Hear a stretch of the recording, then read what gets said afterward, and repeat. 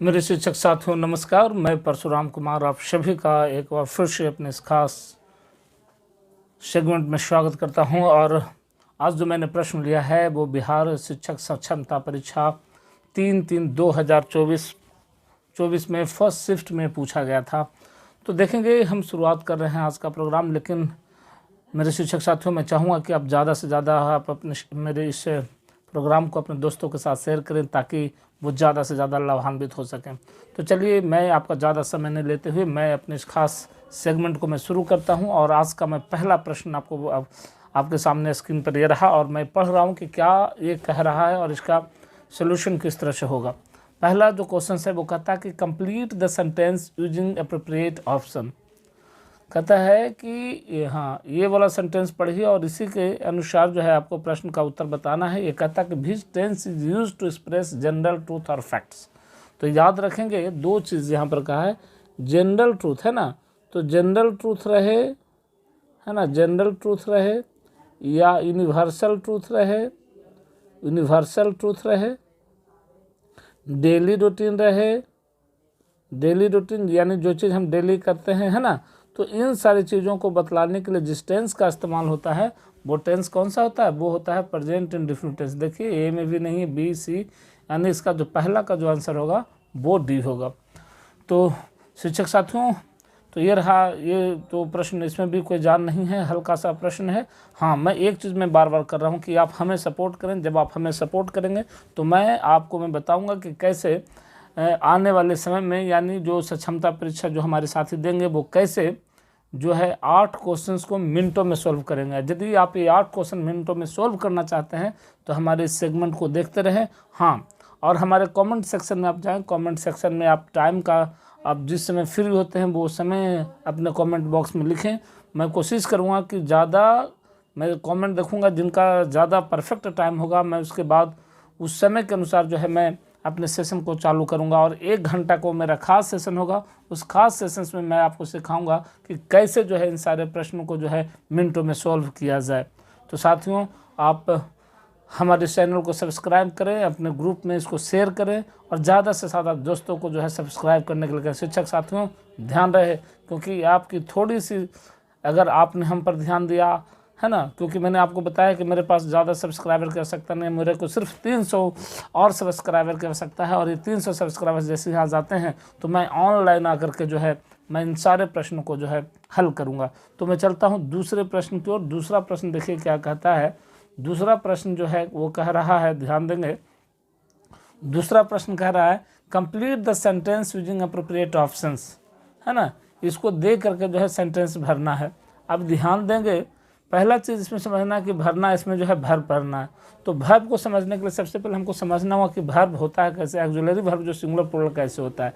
तो देखिए, यहाँ पर मैं लिख रहा हूँ SAV और दूसरा तरफ मैं लिख रहा हूँ PAV, सिंगुलर ऑक्सिलरी वर्ब, और दूसरा जो है PAV plural auxiliary verb.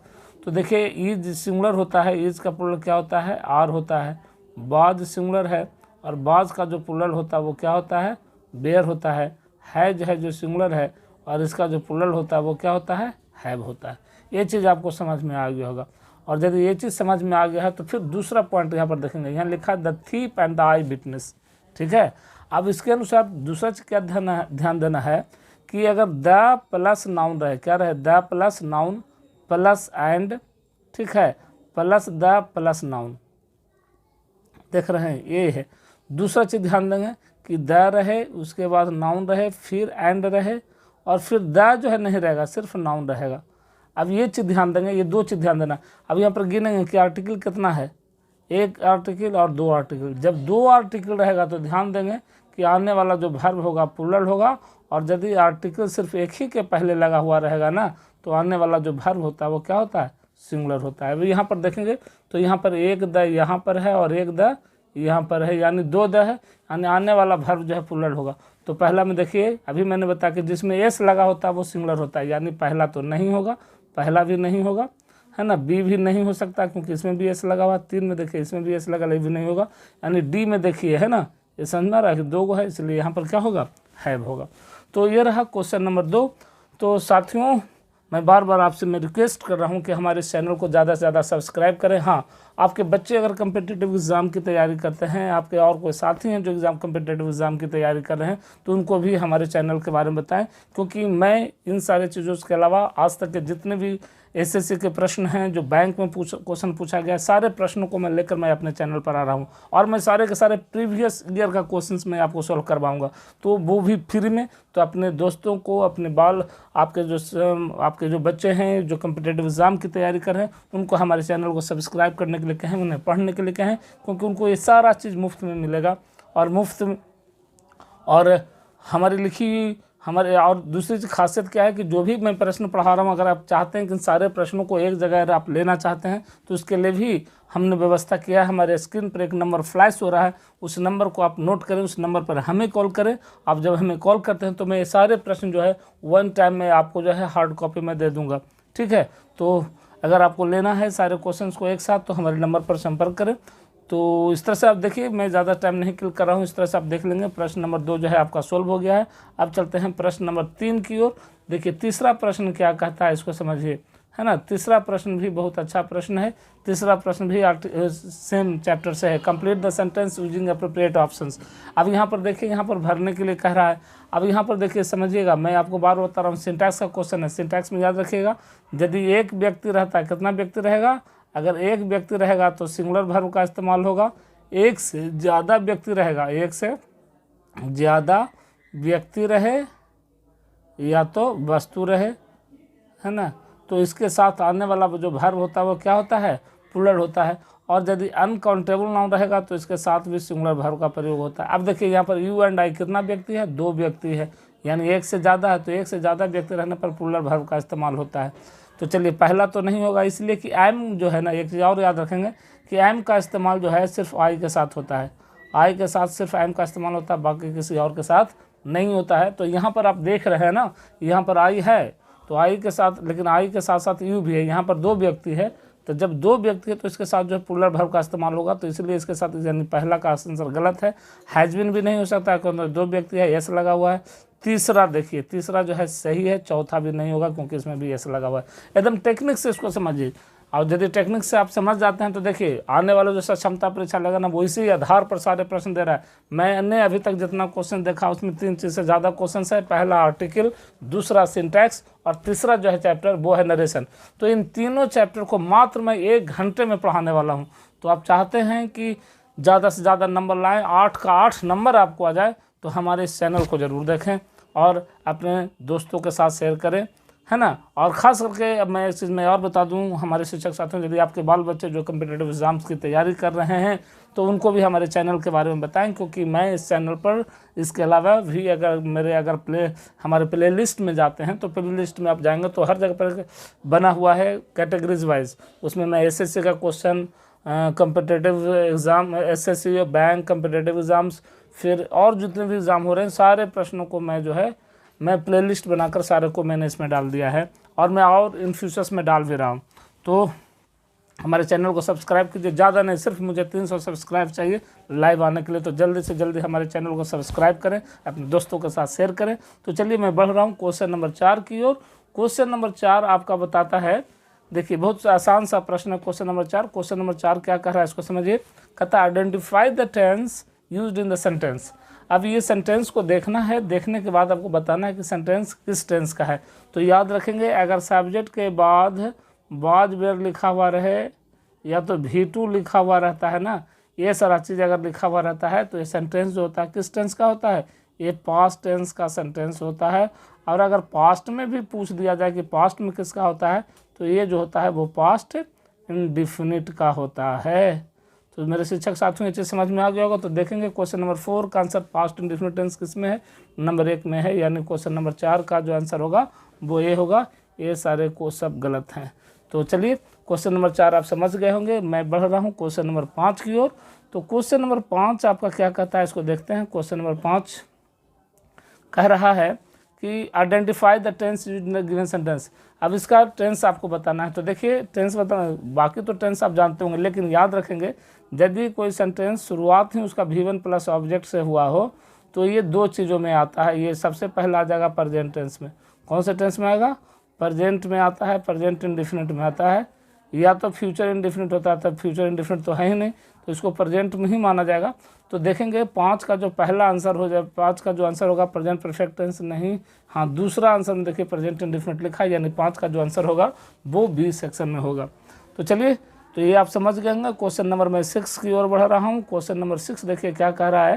Question number 6 जो है नरेशन से संबंधित है। तो देखिए इसमें लिखा है to Rahul to office with me he said. अब देखिए यहाँ पर देखिए दिमाग चकराने के लिए क्या किया है कि ही सेड को जो है लास्ट में लिखा है, यहीं से आदमी जो कन्फ्यूजन में आ जाता है। तो देखिए परीक्षा में आपको रफ कॉपी मिलेगा, रफ कॉपी का इस्तेमाल कीजिए और इसको जो क्या करना है, रफ कॉपी पर पहले इसको लिख लीजिए। क्या लिखना है, तो सबसे पहले हमको लिखना है ही सेड, ठीक है। क्या लिखना है, ही सेड। देखिए मैंने लिखा he said comma inverted comma चालू, फिर लिखा है आई टूक है ना, I took Rahul to office with me, ठीक है। यहाँ लिखने के बाद क्या क्या फुल स्टॉप ये दिया है। अब देखिए, अब मैंने आपको बताया था कि अगर सेड के बाद अगर टू लिखा हुआ रहेगा तब जो है चेंज होता है, अगर नहीं लिखा हुआ है तो चेंज नहीं होगा। सीधे इन चिन्ह के बदले जो है डैट का प्रयोग करेंगे, यानी ही सेड हो गया और बाकी जो इन्वर्टेड कॉमा उसके बदले डैट का इस्तेमाल कर देंगे। अब देखिए यहाँ आई फर्स्ट पर्सन है, सब्जेक्ट के अनुसार बदलेगा तो सब्जेक्ट इसका ही है तो ही हो जाएगा। अब देखिए टूक जो है V2 है ना, तो जब V2 रहता है तो वो बदल जाता है हेड में, है ना। तो जैसे ही हेड हो जाएगा और टूक का हो जाएगा, क्या चीज़ हो जाएगा, टेकन हो जाएगा। ही हैड टेकन राहुल, है ना, he had taken Rahul to office हो जाएगा। और विथ है, विथ के बाद मी लिखा है ना, तो मी फर्स्ट पर्सन यानी सब्जेक्ट के अनुसार यानी हिम हो जाएगा। अब मिलाइए, इसके अनुसार कहता है ही सेड डैट, ही है, ही के बाद हैड टेकन किस में लिखा हुआ है भाई, तो हैड टेकन सिर्फ एक ही में लिखा हुआ है, यानी क्वेश्चन नंबर 6 का जो आंसर होगा ना वो जो है ड्यू। बस सिर्फ थोड़ा सा दिमाग लगाना है, थोड़ा सा दिमाग लगाएंगे आप आसानी से सारे प्रश्न को जो है सोल्व कर लेंगे। तो चलिए क्वेश्चन नंबर 6 हो गया आपका। अब चलते हैं क्वेश्चन नंबर 7 की ओर। क्वेश्चन नंबर 7 देखेंगे। क्वेश्चन नंबर 7 आपका क्या कहता है। क्वेश्चन नंबर 7 जो है कह रहा है कि select the most appropriate option to change the sentence from direct speech to indirect speech. देखिए ये भी नरेशन है और इसमें भी दिमाग वही लगा है, इधर लिखा है ना। तो इसको सबसे पहले क्या कर लेंगे, इसको हम सुधार लेंगे। पहले लिखेंगे लीना सेड, ठीक है। क्या मैंने लिखा, Leena said comma inverted comma चालू है। अब इसने लिखा है Shiva is very kind to animals. क्या लिखा है, Shiva SHEEBA, Shiva is very kind KIND kind to animals, यही लिखा है ना, वेरी काइंड टू एनिमल्स ये लिखा है। अब यहाँ पर देखिए क्या किया है, इसको समझिए। तो यहाँ लीना है तो लीना तो रह जाएगा यहाँ पे LEENA, लीना, और सेड के बाद टू नहीं लगा हुआ है तो सेडे में रह जाएगा, ठीक है। और ये चिन्ह के बदले डैट का इस्तेमाल करेंगे। डैट का इस्तेमाल इसलिए करेंगे कि ये जो सेंटेंस है असर्टिव सेंटेंस है, असर्टिव सेंटेंस में हमेशा डैट लगता है। और ये थर्ड पर्सन है तो शिवा रह जाएगा, SHEEBA, शिवा। ईज है तो ईज बदल जाएगा बाद में, क्यों बदलेगा भाई, इधर पास्ट है तो इधर भी पास्ट। तो सीमा वाज वेरी काइंड टू है ना एनिमल्स हो जाएगा, एनिमल्स हो जाएगा। अब देखिएगा इसमें जो है सेड अब है कहीं इसमें, तो देखिएगा तो इसमें सेड जो है कहीं लिखा ही नहीं है। अब नहीं लिखा है भाई तो सोचिए कि इसका ऑप्शन जो है चारों का चारों गलत है। लेकिन अगर कुछ हद तक के अगर किया जाए, जो परीक्षा में आपको दिया है इसका जो आंसर आपको बताया ना वो टोल्ड अस बताया है, लेकिन टोल्ड अस होगा नहीं, ये बिल्कुल गलत है ना। और मान लीजिए कि गलत भी हम इसको अगर नहीं भी करते हैं तो देखिए अगर कुछ सेंस अगर लगाया जाए तो बहुत दूर तक अगर जाते हैं आप, है ना, क्योंकि लिखा है कि Leena said that Shiva is very kind to us. तो यहाँ पर जो है मेरे समझ से इसका आंसर जो है सेड तो लिखा नहीं, तो ये तो होगा नहीं, ये भी नहीं होगा और आस्ट भी नहीं होगा क्योंकि प्रश्न पूछ नहीं रहा। तो कुछ हद तक आप देखते हैं तो इसका आंसर जो है सी हो सकता है। तो 7 का आंसर जो है सी आप दे सकते हैं, लेकिन इसमें आस का प्रयोग नहीं होना चाहिए था, है ना। ये छापने में मिस्टेक हुआ तो ये गलत चीज़ है, तो इसका आप ध्यान रखेंगे। और चलते हैं आज के लास्ट प्रश्न की ओर। आज का जो आखिरी जो प्रश्न है 8वां, वो भी क्या है, नरेशन से संबंधित है। वो कहता है select the most appropriate option to change the sentence from direct speech to indirect speech. फिर वही काम किया इसमें, है ना। तो सबसे पहले आपको क्या करना है, इसको आपको लिख लेना है। ही सेड लिख दिया हमने। ही सेड के बाद क्या क्या, I am living in London, I am चिन्ह I am living in London, LONDON London, है ना। देन यही लिखा हुआ है ना, I am living in London.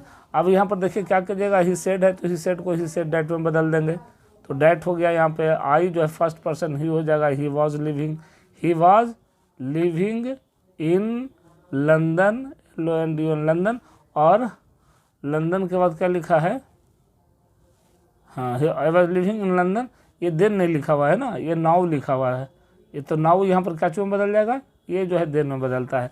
तो अब देखिएगा यहाँ पर ही सेड डैट में डाई, ही वॉज देखिए किस में है, तो ही वॉज जो देखिएगा ये बी में है। तो शिक्षक साथियों, मैंने आपको सारे प्रश्न को मैंने सोल्व करवा दिया है। तो मैं चाहता हूँ कि आप मेरी अगली कड़ी का आप इंतज़ार कीजिए, अगली कड़ी में जल्द लेकर आ रहा हूँ। ऐसे ढेर सारे जितने भी प्रश्न अभी तक पूछे हैं, मैं सारे प्रश्नों को मैं लेकर आ रहा हूँ। तो शिक्षक साथियों, आप हमेशा सतर्क रहें और ज़्यादा से ज़्यादा क्वेश्चन को सोल्व करें, क्योंकि सक्षमता परीक्षा का एग्ज़ाम जो है जल्द ही अगेन फिर जो है सरकार जो है लेने वाली है। और उतना ही नहीं हमारे शिक्षक साथियों, मैंने आपको पहले भी बताया कि मैं इसके अलावा भी मैं जो कम्पिटेटिव एग्ज़ाम जो तैयारी कर रहा है बैंक और एसएससी का, उन सारे क्वेश्चन को लेकर मैं अपने स्क्रीन पर आ रहा हूं। तो हमारे इस प्रोग्राम को देखते रहिए और ज़्यादा से ज़्यादा इसको सब्सक्राइब कीजिए, ताकि मैं लाइव आ सकूं। और लाइव आने के बाद मैं आपको 1 घंटे में वो रणनीति में तैयार करके दूंगा कि कैसे जो है 8 क्वेश्चन को जो है आप चुटकियों में सोल्व करें। तो शिक्षक साथियों, आज के लिए बस इतना ही। गुड बाय, टेक केयर, नमस्कार।